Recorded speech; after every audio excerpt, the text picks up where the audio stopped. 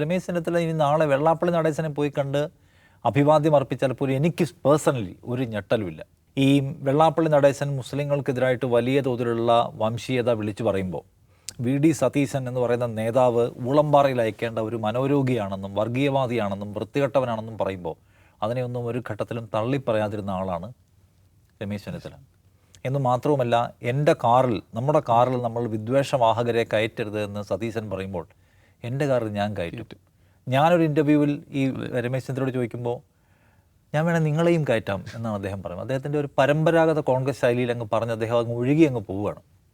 അപ്പോൾ അന്ന് അദ്ദേഹം വിചാരിച്ചിരുന്നത് വെള്ളാപ്പള്ളിയെ വെറുപ്പിച്ചാൽ ഹരിപ്പാടടക്കം തോറ്റുപോകാൻ സാധ്യതയുണ്ട് എന്ന് മാത്രവുമല്ല, ഞങ്ങളുടെ മുന്നണി അധികാരത്തിൽ വരാൻ പാടായിരിക്കും എന്നൊക്കെ വിചാരിക്കുന്ന ഒരു പഴയ കോൺഗ്രസ്സുകാരനാണ് രമേശ് ചെന്നിത്തല. അതുകൊണ്ട് രമേശ് ചെന്നിത്തല ഇനി നാളെ വെള്ളാപ്പള്ളി നടേശനെ പോയി കണ്ട് അഭിവാദ്യം അർപ്പിച്ചാൽ പോലും എനിക്ക് പേഴ്സണലി ഒരു ഞെട്ടലുമില്ല.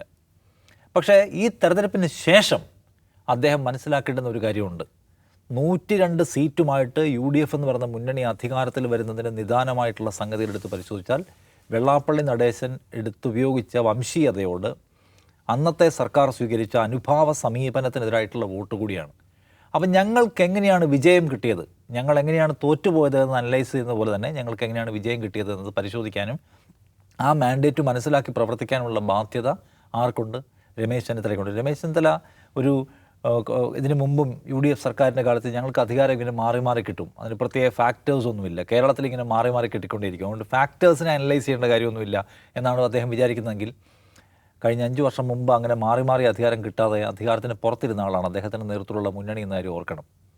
അപ്പോൾ നിങ്ങൾ പണിയെടുക്കുകയും ഫാക്ടേഴ്സ് ഉണ്ടാക്കുകയും ആ ഫാക്ടേഴ്സ് വർക്ക് ചെയ്യിപ്പിക്കുകയും ചെയ്താൽ, ശരിയായി പ്രവർത്തിച്ചാൽ മാത്രമേ നിങ്ങൾക്ക് ഭരണം കിട്ടുമെന്ന നില ഇന്ന് കേരളത്തിലുണ്ട്.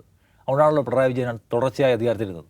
ആ പിണറായി വിജയൻ പുറത്തേക്ക് പോകുന്നതിനും അത്രയും മാസീവായിട്ടുള്ള പ്രചാരണവും പരിപാടിയെല്ലാം നടത്തിയിട്ടും പുറത്തേക്ക് പോകുന്നതിനും റീസൺസ് ഉണ്ടായിരുന്നു.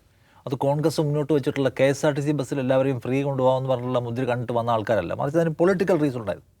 ആ പൊളിറ്റിക്കൽ റീസൺ റീഡ് ചെയ്യാൻ ആർക്ക് പറ്റണം? രമേശ് ചെന്നിത്തലയ്ക്ക് പറ്റണം.